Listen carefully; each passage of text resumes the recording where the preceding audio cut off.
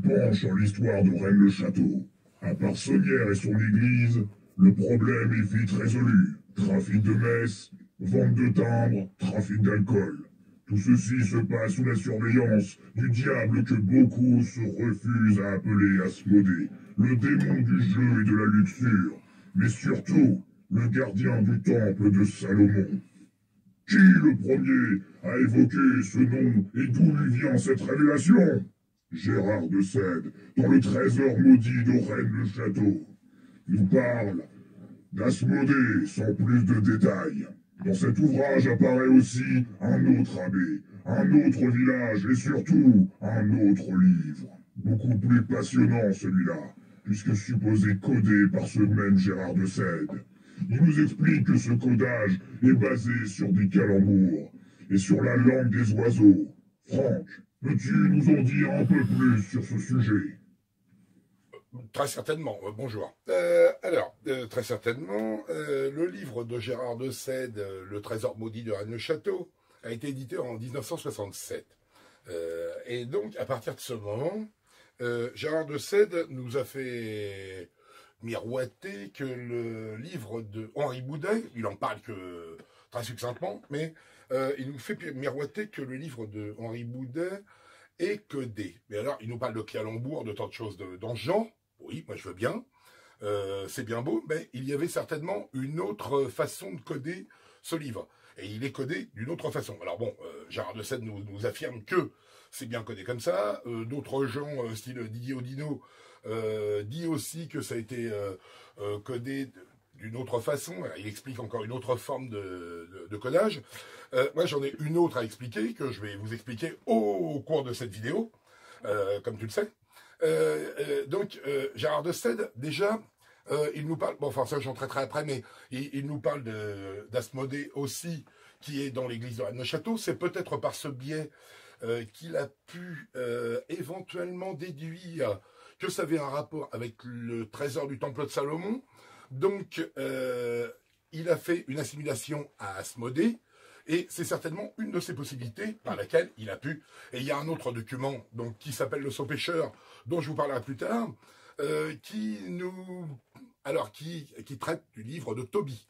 Mais là, encore fallait-il savoir que le livre de Tobie, comme c'est un truc évangélique, non, c'est l'Ancien Testament, mais le livre de Tobie concerne particulièrement Asmodée. Mais là, il aurait fallu savoir, et quand le document, le Sceau-Pêcheur, a été découvert, il y a une cohérence de date, donc il est tout à fait possible aussi qu'il l'ait défini comme tel. Donc voilà, déjà, pour cette chose, je pense que je t'ai un peu répondu, et après, le livre de l'abbé Boudet est véritablement codé, et on va en traiter plus tard. On va en traiter après, à la suite de tout ça, voilà. Donc, tu nous dis que l'ouvrage d'Henri Boudet, La vraie langue celtique et le cromlech de Rennes-les-Bains, est aussi codé de façon lettrique par l'aide du code César qui nous permet la transformation d'un alphabet à un autre. Oui, alors je vois que tu as lu mon bouquin. Donc, merci. Ça me fait plaisir, parce que ça soit lu dans les galaxies, dans la galaxie tout entière, c'est plutôt plaisant. Alors que c'est pas lu sur Terre. Hein, qu'est-ce que t'en penses? Bon, merci.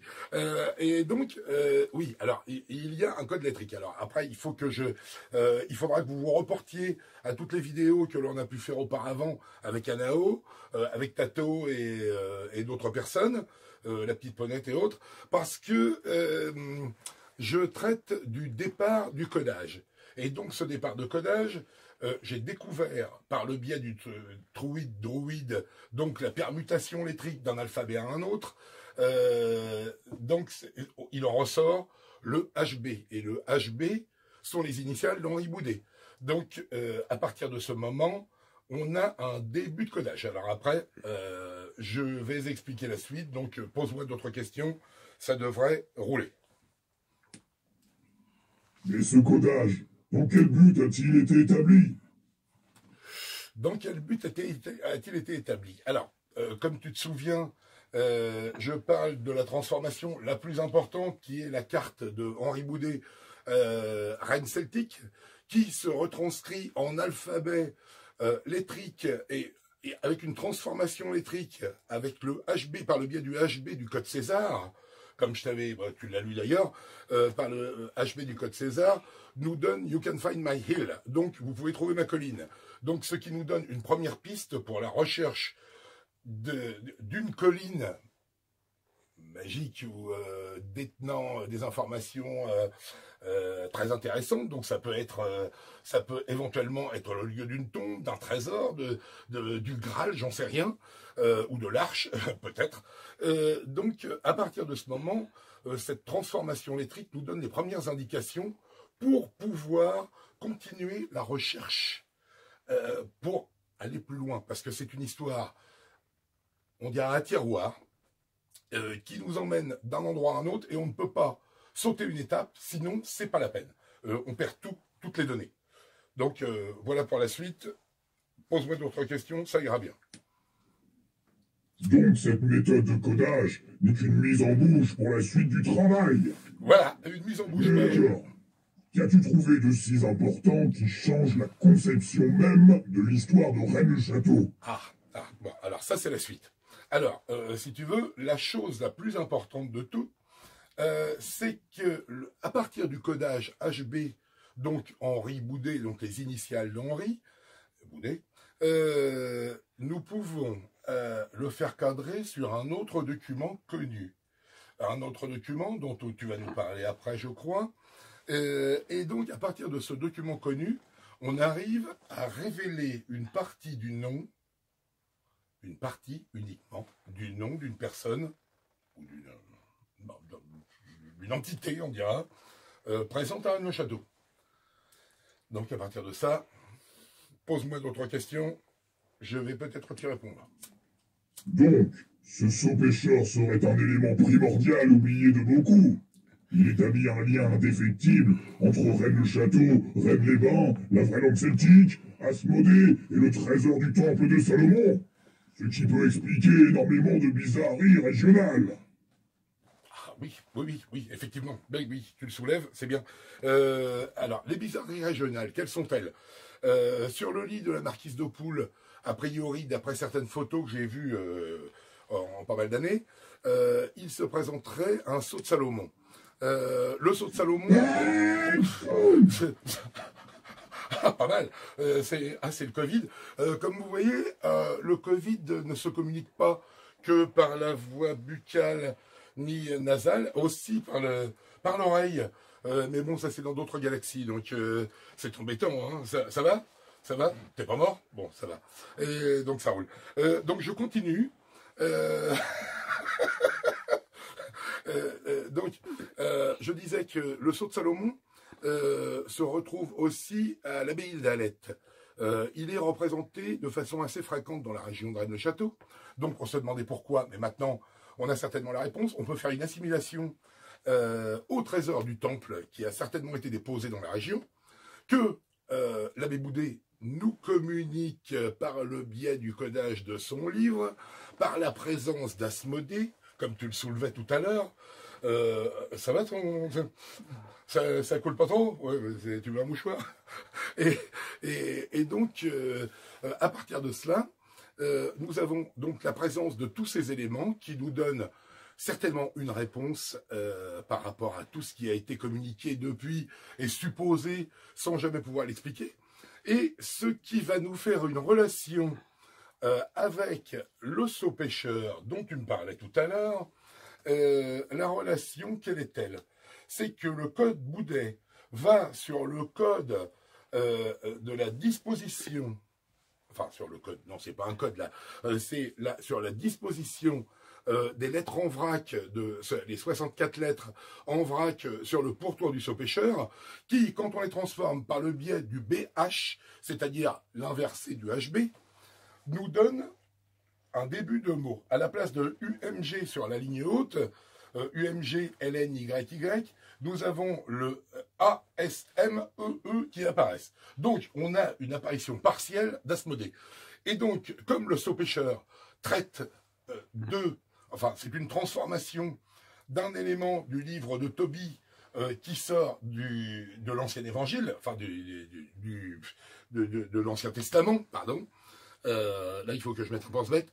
À partir du moment où ça sort de l'Ancien Testament, il y a quand même un lien direct entre l'apparition d'Asmodée, dont on ne traite pas dans le Sot Pêcheur, et le texte.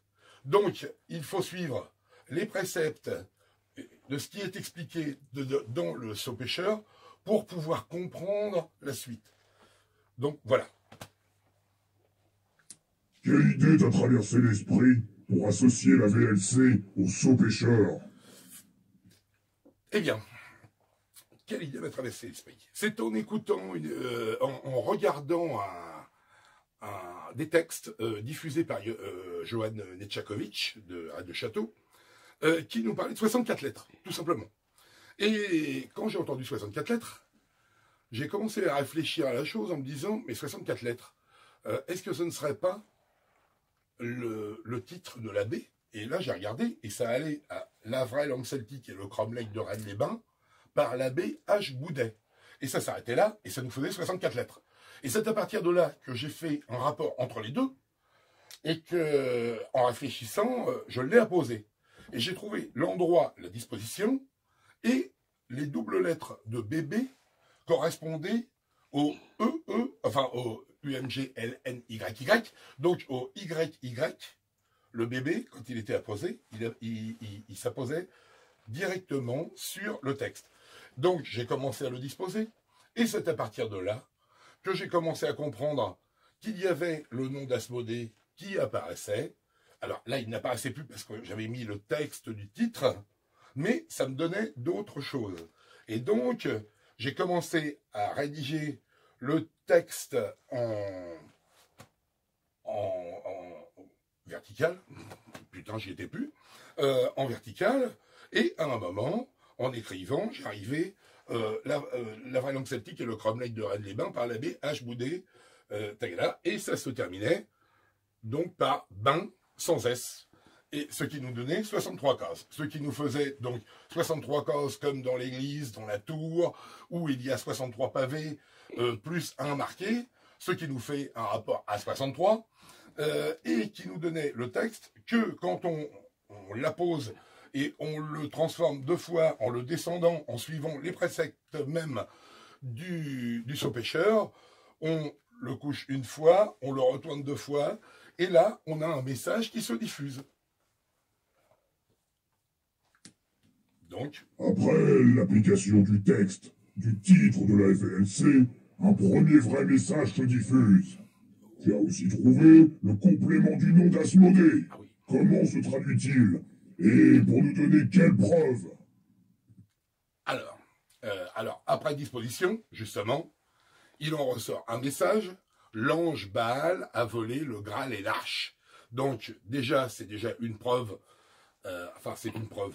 On me dira toujours que ce n'en est pas une. Sauf que quand on le dispose, c'est quand même très étrange qu'il ressorte l'ange Baal a volé le Graal et l'Arche.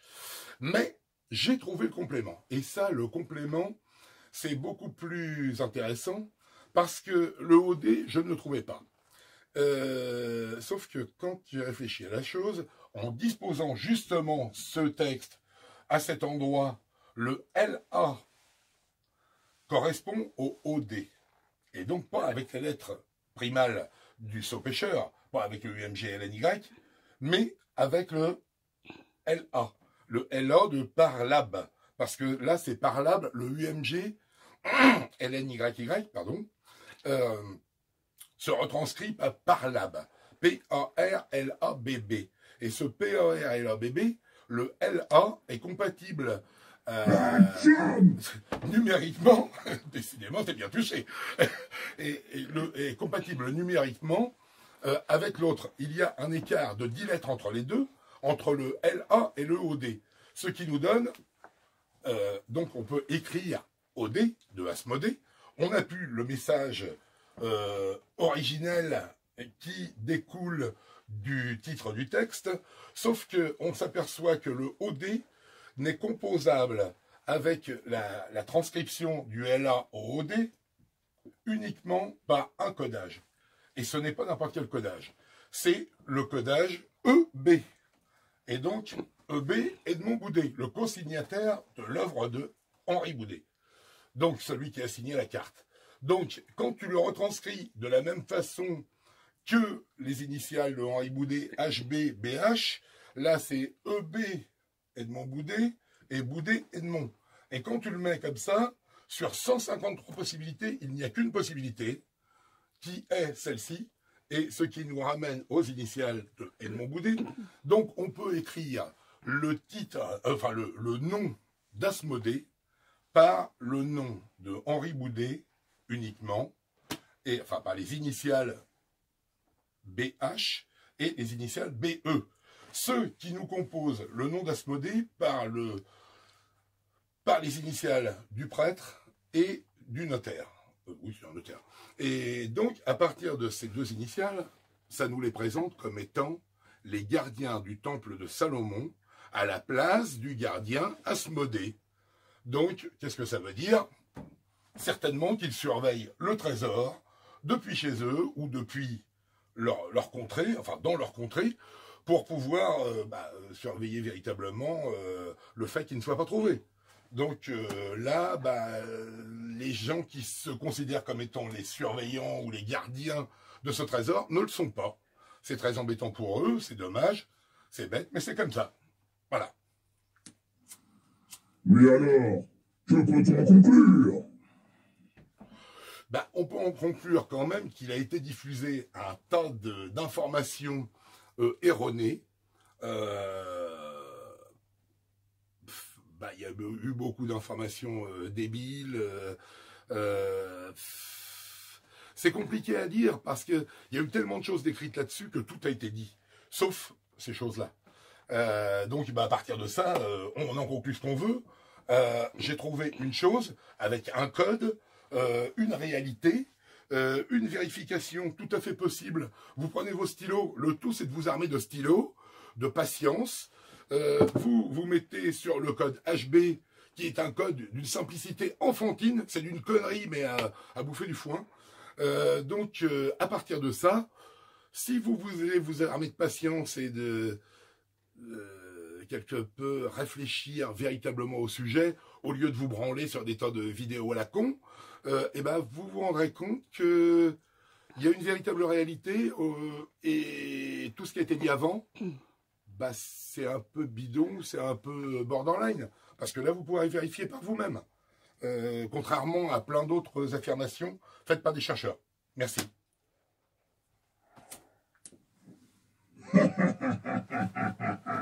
Après ces annonces toujours aussi surprenantes, qui changent clairement à tout jamais, et j'insiste bien sur le à tout jamais, le cours de l'histoire de Rennes-le-Château.